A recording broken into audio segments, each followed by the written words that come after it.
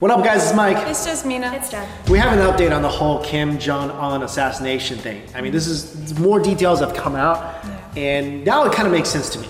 So before what happened was these two girls, obviously this is Kim Jong-un's half brother. He's walking through an airport in Malaysia and two girls come up to him, one grabs him from behind and headlock, the other one wipes or sprays something in his face, he dies. Okay, that's the story behind this. So before the girls were saying that they thought they were part of a game show. And they were like, hey, yeah, I'm just doing this as a joke and whatever. And we didn't really buy that because come on, that's weird. Why are you putting someone in a headlock? This is a fun thing. Why are you putting someone in a headlock? Now it's come out that these two girls are actually massage parlor, what they call good time girls. We all know what that means, right? They're like prostitutes. Yeah. Basically, I think the North Korean people, they just asked them, and then they gave them the unknown substance. They told them to do this to Jong-nam. Yeah, that's what they're saying now. What do you think, Jen? Is this believable? More believable? It's definitely more believable, but I'm still not sure whether or not they're telling the truth because they could be paid like greater sums of money to lie about this because they really want to cover this up. They found this deadly chemical. It turns out to be VX, which is like a weapon of mass destruction or something. And it's like it's super deadly. It doesn't even have like a smell and it doesn't have a taste. It looks like motor oil and it's really clear. But just like 5 milligrams of this substance can kill like an adult who weighs like 70 kilograms, which is 150 pounds. The girls just thought it was baby oil. But then the thing is that when they wiped the substance on Kim Jong-nam's face, the girl, she just used her bare hands to do that. So I don't think she knew what the substance was, or else she would have definitely not used her bare hands. This girl, they found a lot of her pictures on social media. I'm gonna kind of rule out, at least for me, that she's a sleeper agent for North Korea. I don't think so. I mean, Miss LOL doesn't really seem like that. I could be completely wrong. This could be her like cover as a prostitute for like the last 20 years that she's been alive. I doubt it. I do kind of am more inclined to believe now that they were really used by the North Koreans. The North Koreans That's for sure. Yeah, that's 100% true. They were definitely used by the North Koreans. But they themselves, they just might be really stupid. Yeah, this chemical, they actually don't know if it was brought in from North Korea or just produced in Malaysia or wherever it was.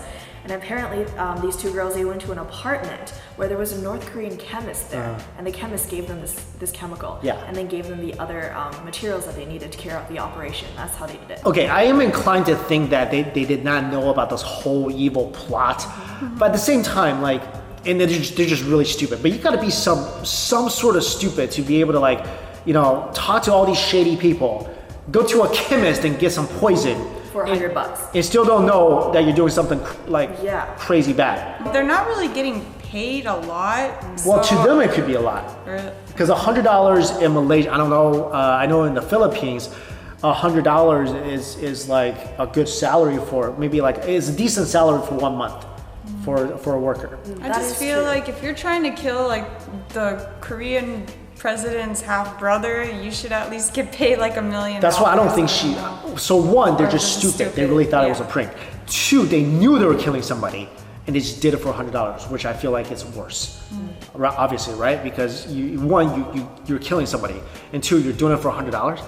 Like, I'm not saying what a life is worth, but still. To think a life is so cheap that you can just take it for $100, that's kind of worrisome about that whole society over there. This is so sad actually, because I feel like if these girls really didn't know and the North Koreans just used them, they're just gonna toss them away because these girls are gonna be charged with murder and all the blame is gonna be put on them, right? Because they think that the actual people who told them to do this, they probably already ran away into North Korea, so they can't really get them again.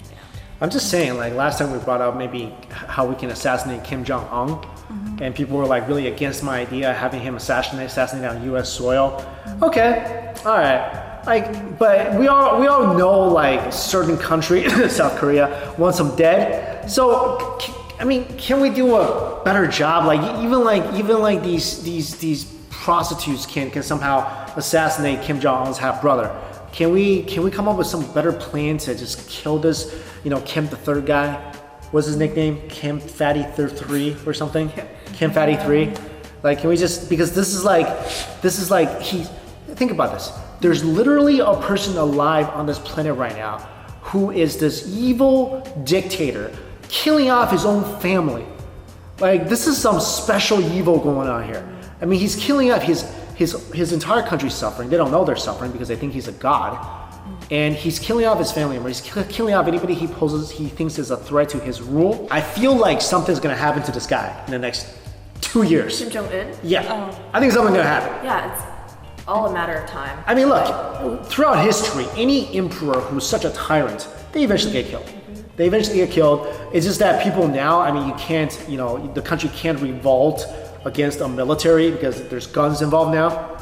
Back then, they could, I mean, it's everybody, you have bows and arrows, but everyone can have bows and arrows. But now, obviously, it's harder, but still, nowadays, it's easier to assassinate people. I mean, a couple of prostitutes, in Malaysia did it. So I feel like next couple of years, that's my prediction. Something's gonna happen to this guy. And something should happen to this guy. Yeah, I feel like they're definitely planning a certain time for this to happen. They just need to sort out everything else that revolves around him dying. Yeah, because it is a big deal. It is a big deal. China's involved, the US is involved, South Korea, Japan, like a lot of parties, mainly China. If China didn't back North Korea whatsoever, like he'd be out tomorrow. He's gone tomorrow. There's a bomb dropping on Pyongyang tomorrow. But because China is backing him, even though like you mentioned last time, they're cutting off the coal supply, they're still backing North Korea. China is still on North Korea's side because they're allies. Okay, they're one of the few communist states that's left. So don't kid yourself. Don't think China is off the North Korean wagon. But this whole thing, crazy. More details, came up that. Okay, I'm inclined to believe these girls only did it for the money, or they really just did not know. So. The story is still developing, and we'll keep you updated if new stuff pops up. Thanks for watching. See you. Bye.